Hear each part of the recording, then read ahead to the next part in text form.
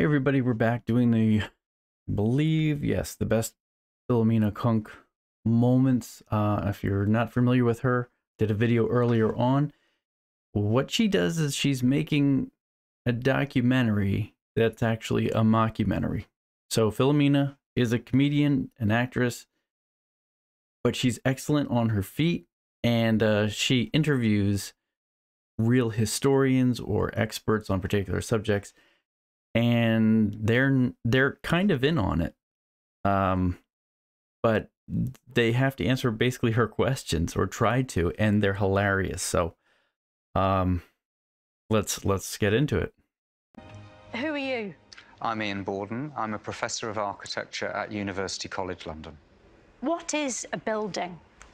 A building is anything that anyone has built. So my shoes are a building. How many three wise men were there?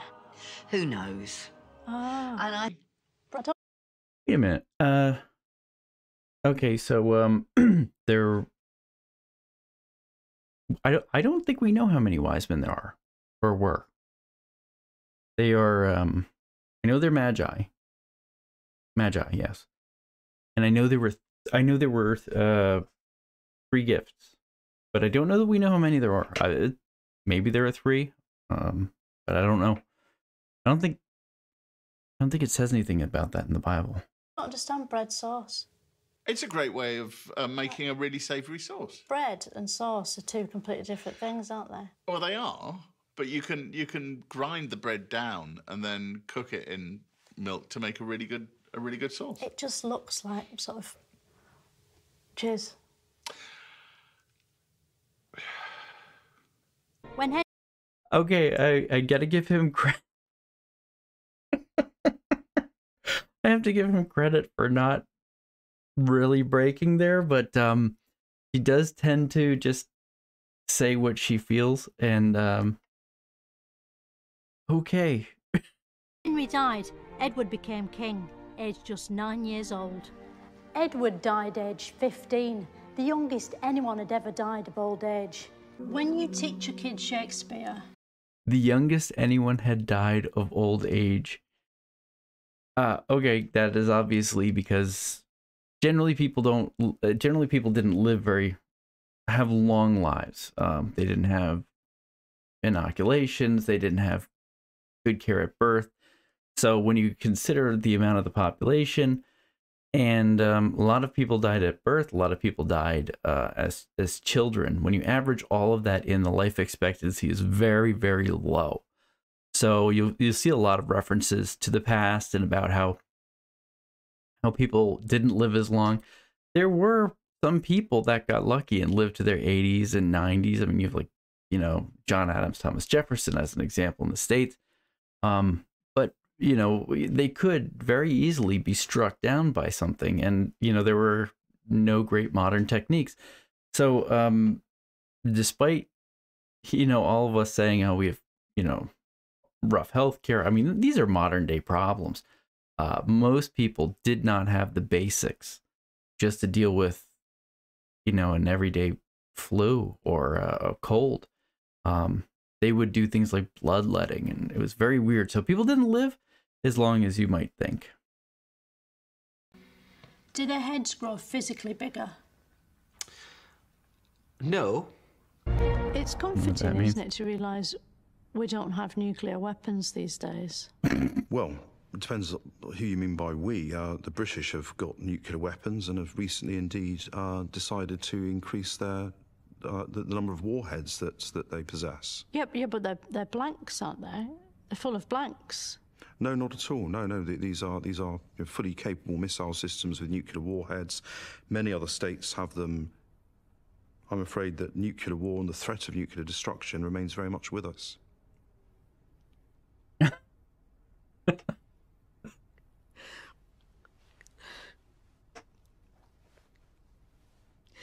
All right, can we talk about something a bit more cheerful? Anything you like. Do you like ABBA? I love ABBA. Yeah. When a feminine... Okay. There are a lot of references.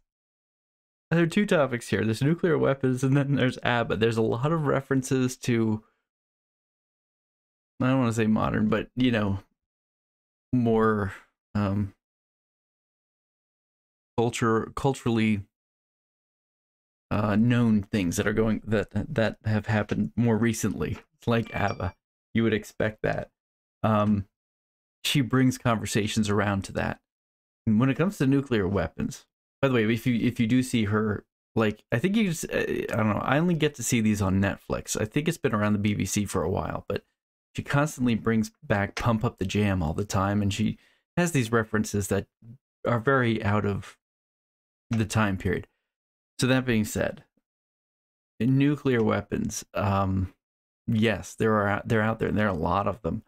I don't think there isn't a specific account. However, the United States has like 4,000 and change. Someone can correct me if I'm wrong. In the Soviet Union, Russia has what they had when they were in the Soviet Union. They had well, they have less now, actually. They have about 5,000 and change.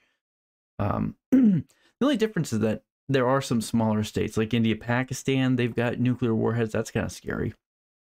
Because there's one of the likely scenarios when people talk about a World War III is the Pakistan-India issue.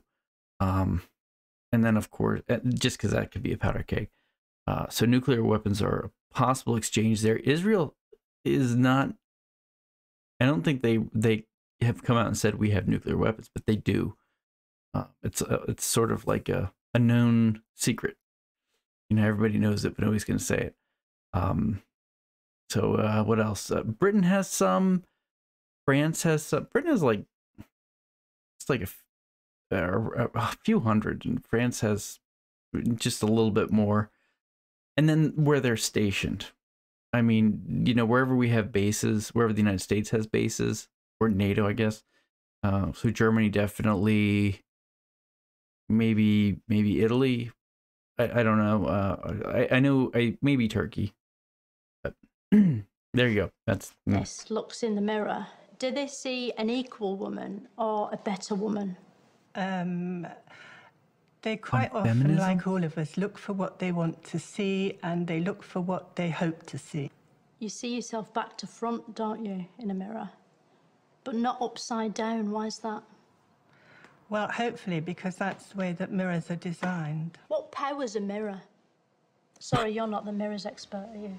And to add insult to injury, that money will most likely have a picture of a man on it, because most banknotes don't have women on them, apart from the Queen, who's on all of them. Maybe one day, human beings won't need buildings anymore. By the way, the currency will, I believe, end up changing to King Charles.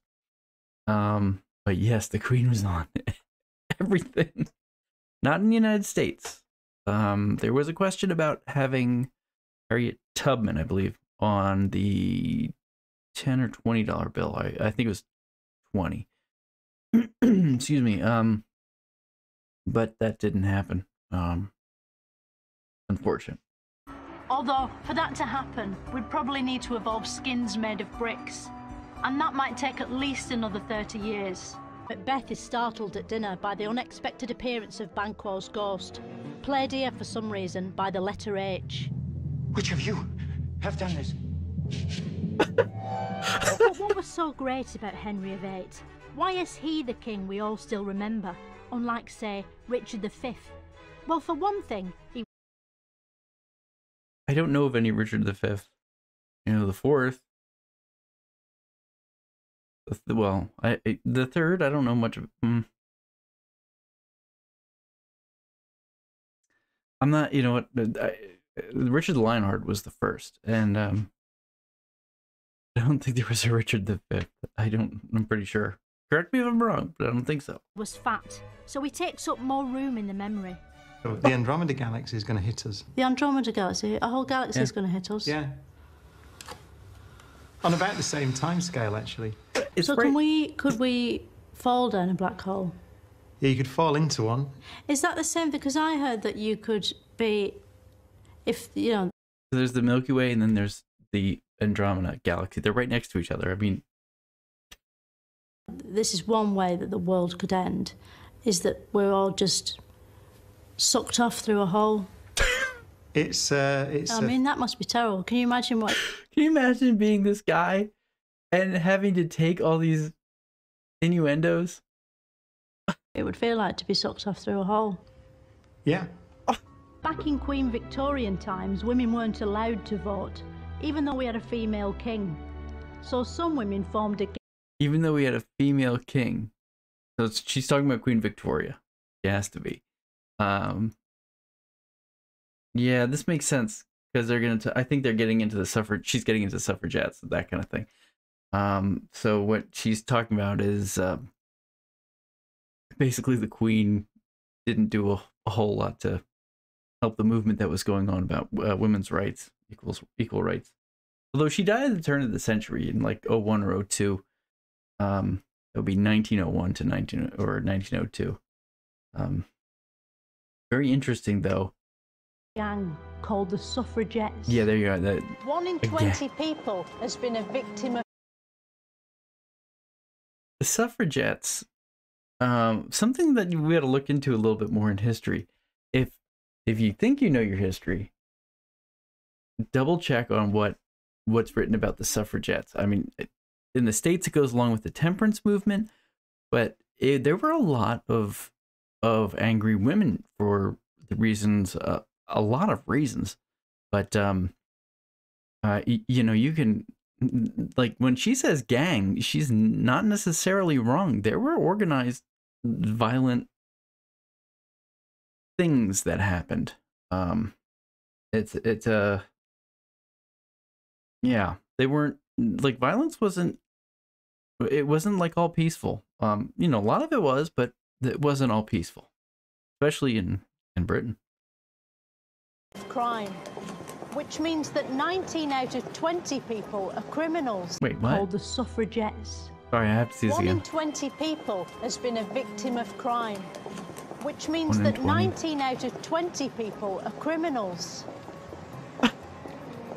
No wonder we need police. So if 1 out of 20 is a victim of a crime, everyone else is a criminal. Over the centuries, many things have been used as money, including amber, wheat, eggs, travellers' checks, feathers, book vouchers, lobsters, beads, gold, leather, nectar points, rice, peas, mugs and money. Money. It was only the last of these that caught on. It's almost unbelievable that before Charles Darwin invented evolution in 1859, no one had ever... To be clear, he did not invent evolution. He came up with the theory of evolution. Yeah. Evolved. Without him, none of us would be here today, except in the form of fossils or gibbons. This is the National Theatre. It's designed to look so horrible that people are glad to be inside watching boring plays. Today, Britain stands at a fork in its crossroads, and its people are asking questions. Now we've got our country back. What actually is it? Who are we and why? You know when you read a... I'm sorry, I love when she brings technology into it. She's looking at her cell phone. If you go through the whole series, you see that she does these little things over and over again. Like she brings technology into it, which you never would see in a documentary. Like she does little things like she trips a lot. Like she adds, it has to. I mean, it's acting. I mean, she's not clumsy, I don't think. Word in a book, and you sort of hear that word in your head. Mm-hmm. How do they get the sounds into the ink to make it play in your head? Well, she wrote. She's talking about Old English, I think. And that was Shakespeare, which it's different now. I mean, you read plays now and they're kind of in modern, you know, ish English, but it sounded way different then, so.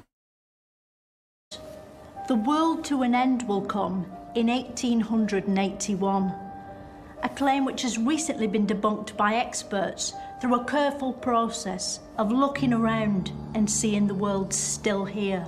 Today, some people choose to turn the outside of their homes into a giant advent crown. A jolly house covered in electric lights may be expensive and use a lot of power, But it's the perfect way to cheer up a world worried about climate change and dwindling resources. Queen Sorry, that was good. Elizabeth I got a crown screwed on here in Westminster Abbey. Mr. Abbey and it got her crown screwed off. It was in this ship Drake became the first person to circumcise the globe, which is probably why this sort of ship is called a clipper. Okay, circumnavigate. He was the first person to circumnavigate the world. And of course she brings circumcision into it. People genuinely believed witches were amongst them, their fear fueled by leaked photos like this. Did an explorer ever try to sail into the sky? You know, find a bit of sea that's sort of going up and... No. We're often told to feel sorry for those who are alone at Christmas.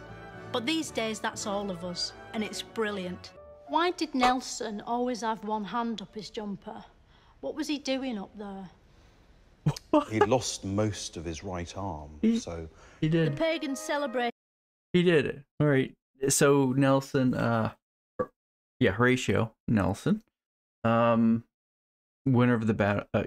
His fleet won the battle of Trafalgar, if I'm not mistaken. I think it is.